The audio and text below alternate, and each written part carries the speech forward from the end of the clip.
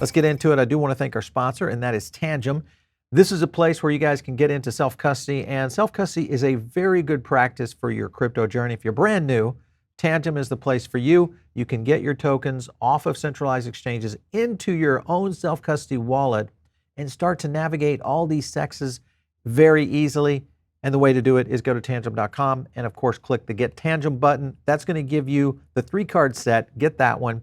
It's very easy to set up, very easy to order. And guess what? If you do this before the end of the year, limited time offer, you get 20 bucks off on the shipping, plus you get our discount. So use our link down below and get started on your own journey for self-custody. All right, let's get into it today. I want to kind of go on the market of Ethereum.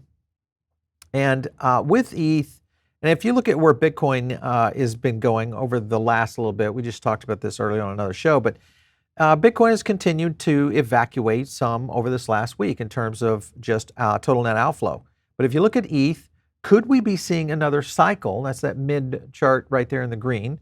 Could we see another cycle starting to develop here on ETH as we near early 2025? I think this is the one to watch right now. With that being the case, there's going to be some of these things that start to affect these decentralized exchanges. And I think that's the key that you have to watch. Here's Hayden Adams of Uniswap right here today. Volume higher than the NYSE and NASDAQ combined. Hope everyone is having a wonderful holiday. Reason for that, guess what, guys? Traditional trading closed on holidays.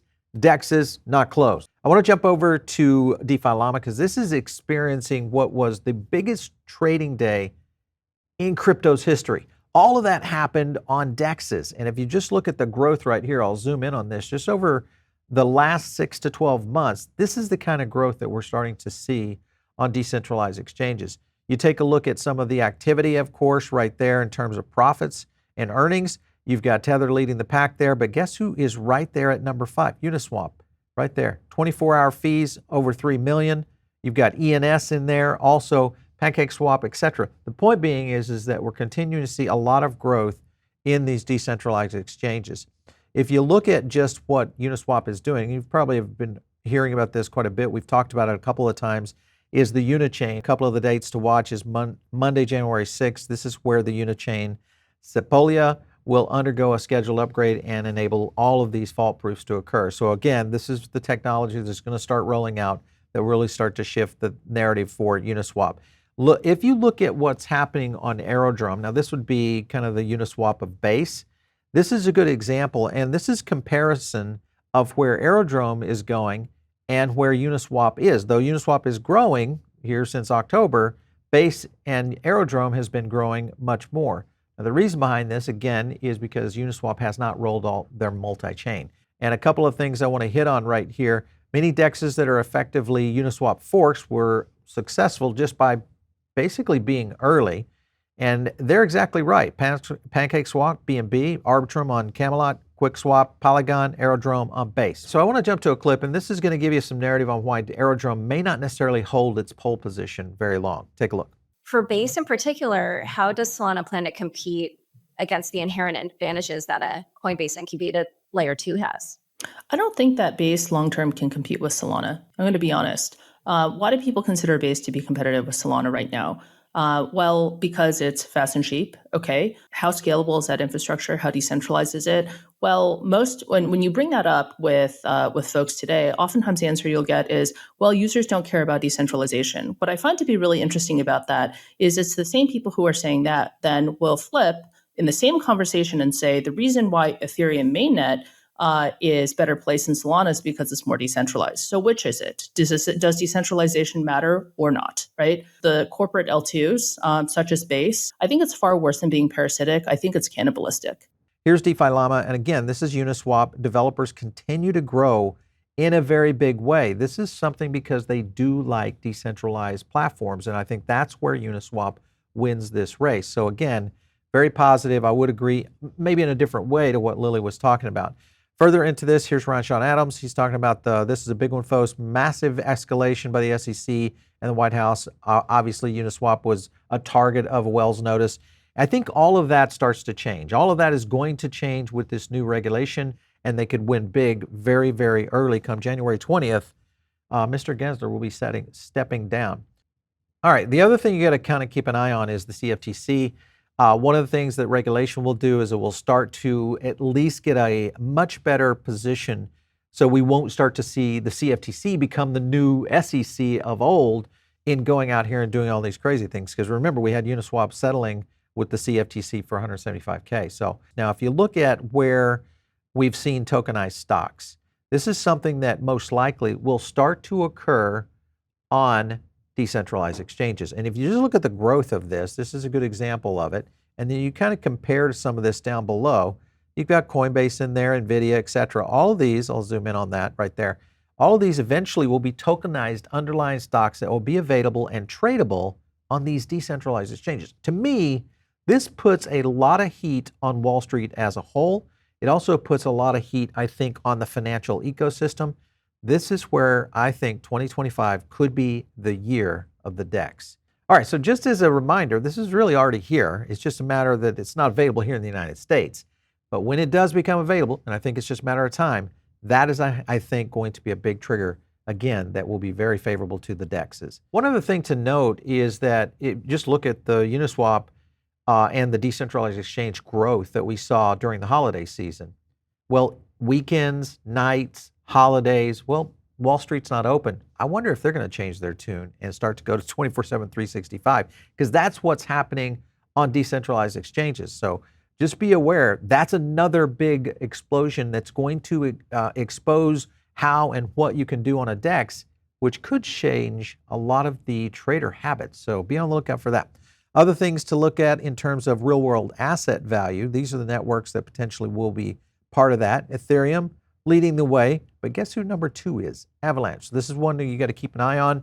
Definitely could be a factor going forward. But if you do look at the networks themselves and where these RWAs exist, you look at the market share right now being led pretty much by Ethereum. Again, I think that's why ETH leads it out. Uniswap being very tied to the ETH performance. Uniswap and the ecosystem being tied to the ETH performance. So all of this is good. All right, so I want to jump over to another point here, and this is JUPiter Exchange. You've heard us talk about it quite a bit. They have this program called JUPuary, and it basically is going to be dropping the next largest airdrop ever to happen in crypto. Take a look what they had to say. It's like best governance token, bro. Best governance token. So as a reminder, 700 million Jup was approved for this upcoming JUPuary. Jupiter has grown dramatically since last JUPuary. There are 10 million wallets who have used Jupiter Swap now. 10 million. That is a lot of wallets to airdrop to. And here, again, you can just see a little bit about the kind of scale that I was discussing earlier in the number of swap transactions that happened in 2023 to 2024, right? There's just way more people doing way more activity. But the qualification is, are you a human trader? Which leaves about 2 million wallets that will be eligible. 425 million will be going to users. Another 75 million Jup will be going to stakers. Recognize that the 500 million will be on the first day one. Yeah. Immediately, right? Done. Bing. That's it then.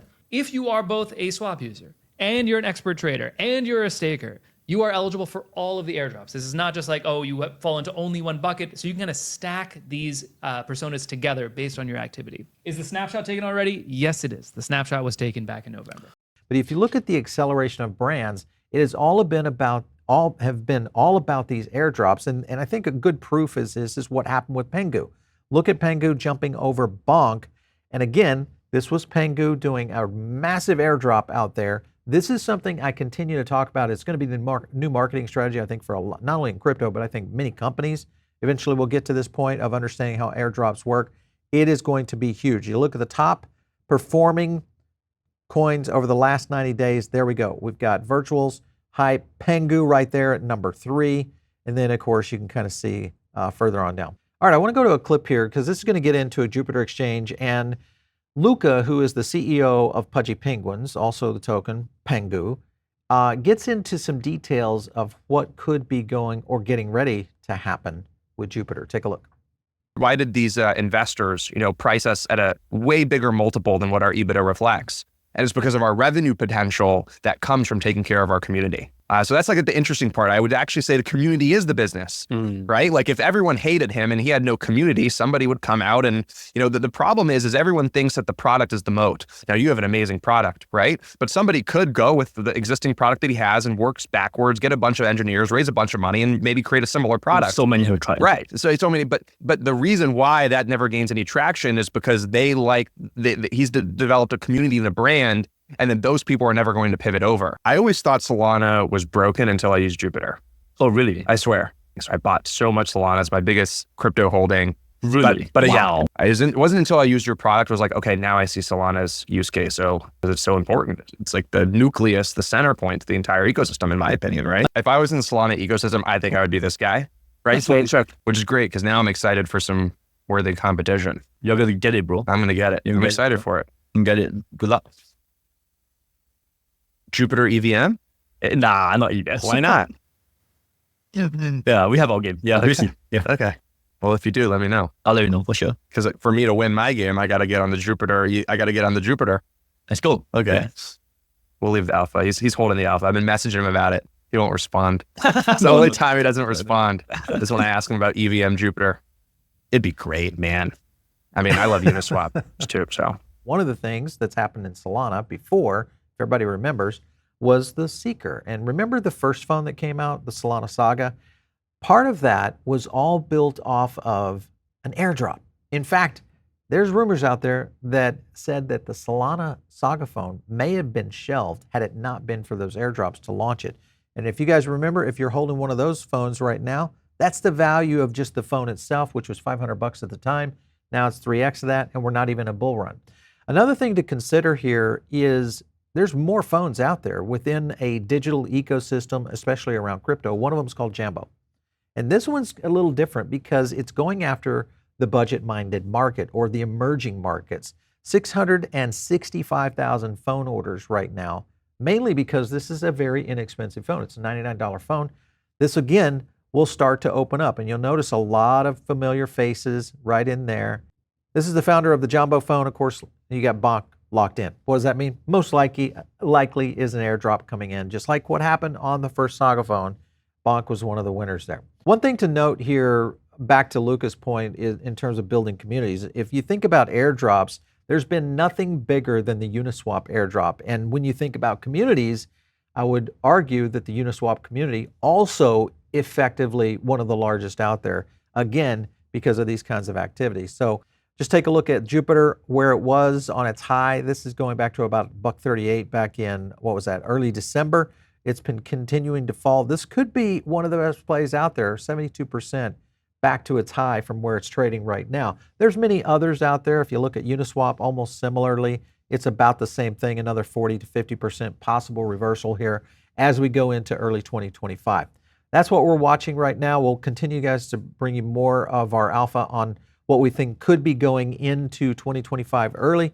Stay tuned to the channel. Make sure and subscribe right now. It's a great place to get additional content. You can also get into the Diamond Circle. But best of all, follow me out there on X, @Paul Barron. We'll catch you next time right here on TechPath.